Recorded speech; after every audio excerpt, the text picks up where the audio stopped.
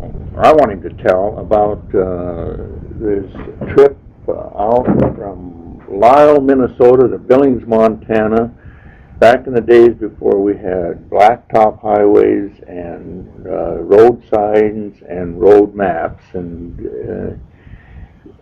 he was driving a brand new car in that muddy country. And you can tell just the way you want. Well, you may wonder how I got involved with the Anderson family. I want to say it's one of the most fortunate things that ever happened to me.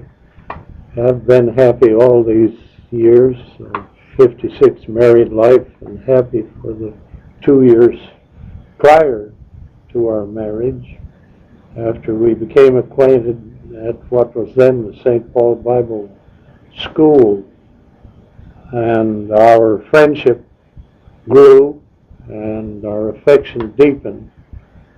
But she, let's say, was more intelligent than I was, so she was to finish and graduate 1 year before me.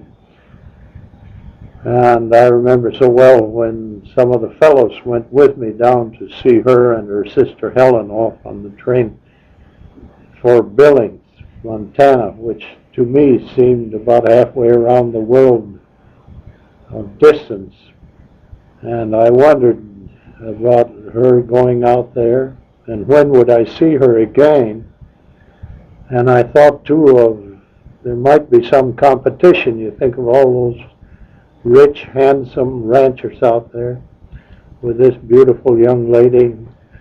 It was enough to make me just a bit concerned.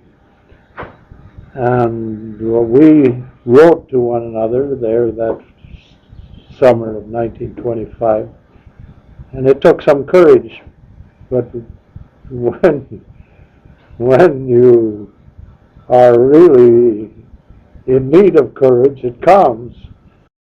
And I asked if I might drive out to see her, and wonderful, she said that I might come for a week. Well, how to get there? The cars we had, some old clunks there, and I knew that they could never make the 1,000-mile trip. So my sister Mabel was willing to chip in her part. And for $1,400, we bought this new Buick. It was the first car we had with 6 cylinders. It had what they called a California top, which came and disappeared as cars have changed. But it was a nice little car. And my brother Victor was married just recently, that year of 25. His sister, or his wife, had a brother married out at Vida, Montana. And so why not have a trip? They could come along, I'd take them to Vida, and then I'd go down to Billings. So this is what we attempted to do, and we did it successfully. We left at 3 o'clock in the morning and made our way. I remember so well that we were in Watertown, South Dakota by noon, stopped there for lunch, but the amount of flies was enough to make one move. We spent the night at Mobridge, and the next morning was interesting. It had rained slightly during the dark of the morning. When we began climbing out from the other side of the Missouri River, slowly the car stopped, and we wondered what had taken place, blaming the motor, perhaps, that it didn't have power to move us up that slight grade.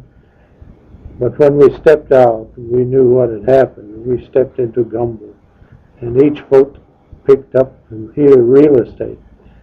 And we got the tire irons out, and dug away at the mud under each fender, until finally we were free. But all day long, the chunks would hit the wheel and hit the fender again. The next noon, we got to Vida, which was typical of that part of Montana. You didn't see anything really except just these lonely buildings, ranch buildings. It was arranged then to meet in Terry about a week from them at noon. Then I went on alone to Billings and got there, I think, the next forenoon. And I met Thelma's folks, the ones who were there at the time. Her two sisters were nurses. And she invited her father and her brother, Engel, to come over, that they should meet me. This was after supper, the first evening. And Mr. Anderson rightfully would wonder at this young fellow without any real reason except that he'd fallen in love with a daughter, but seemingly without any importance, I should say, that he should have come. I'd like for Thelma to tell you what happened when Helen talked with him. Coming. Well, my sister Helen thought she ought to prepare my father for the visit of this young man. And so she said to him, Papa, there's a young man coming to visit Thelma. Oh, he said, what foolishness. And Helen said, but Papa, you got married. Well, that was different, she said. It always is different. What right-thinking father finds a young man of whom he can approve and fit for his daughter? So it's a good thing I didn't know that there was this interplay talk before I got there. It might have been more frightened and more nervous than I was. I would say it was quite a prayerful trip, because I really didn't know what to expect. I had met her, and she was the greatest, but now what to expect of her family. Her mother had died, and this was too bad, because mothers have a better instinct when it comes to prospective sons-in-law. And so this was a minus, really. Well, Ingo, her brother, brought the father over. They came over and we talked. He objected to my quality of Norwegian, told me that I talked like a Swede. I defended by saying we had at least one Swedish hired man. I may have picked up something. Then he wanted to know who owned that car. And I was so pleased that I was able to tell him that my sister had half interest in it, that it had cost $1,400 and that it was paid for. I think this brought considerable relief. At least it was my impression that it did. I think what helped my cause was one thing that related a bit. Thelma was baptized as a baby in Parker, South Dakota by Reverend Stenby of Clear Lake, Iowa. I knew Reverend Stenby. His wife was married to one of the older Knudsen girls, a cousin of my father. We knew the Stenbys, and I think that this fell well with Mr. Anderson. We became well acquainted.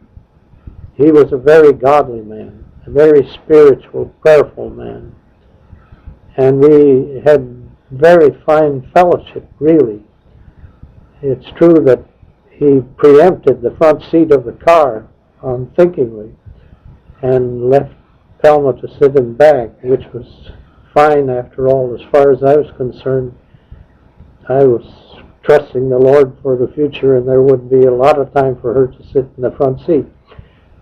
So this is how the acquaintance was with her father and with her family. It was a great week that I spent out there. I'm sure I gained at least 10 pounds in weight.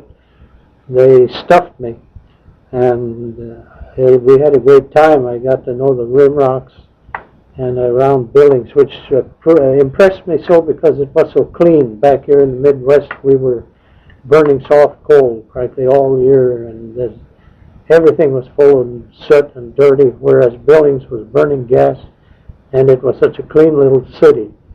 It was an enjoyable time, and I rather think then that we parted at the end of the week and could say that we were engaged to be married, and that we were headed for the mission field, that we would comply with all the requirements, and they are always several necessary for approval to become missionaries. So that was and always has been in my mind a most significant week, and I have so much for which to thank the Lord and to thank my wonderful wife and her family. This is how I got involved with the Andersons.